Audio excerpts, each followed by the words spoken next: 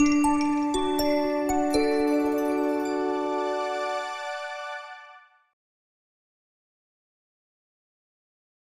I think a startup founder should actually think about culture from the beginning.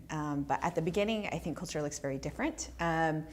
I think it's very important that the founders are aligned in values, but they can be diverse in skill set as well as kind of working styles, as long as you guys can work together. But as long as their values are similar, as well as kind of the mission and the goal of what they want to do with that startup is similar and in the same direction, then to me that's culture.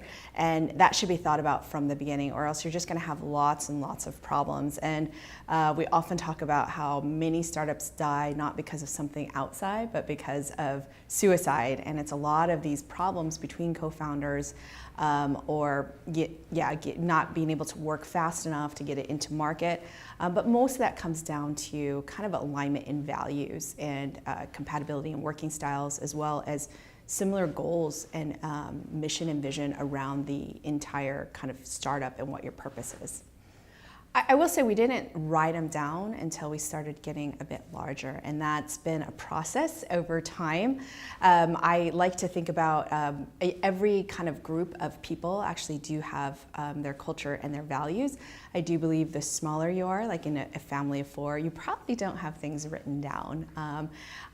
Because what I really like to say, which is true even of a larger organization, is culture is caught, not taught.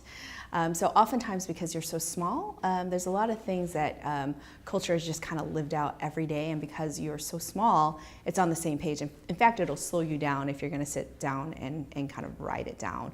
Writing is one of those things that is better to do at scale. But some of the things that we found early on between the founders in terms of similar values and kind of why we wanted to start something, we saw a problem. We thought we were the right team to fix it.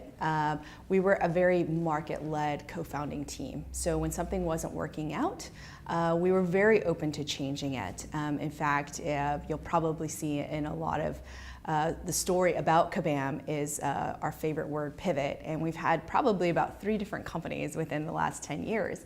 And I do think because core to us, particularly the founders, is we were very market-led and adaptable on kind of the inside and wanted to see where the market would lead us. So that's just an example of kind of how we were very similar in our values in terms of how we came together.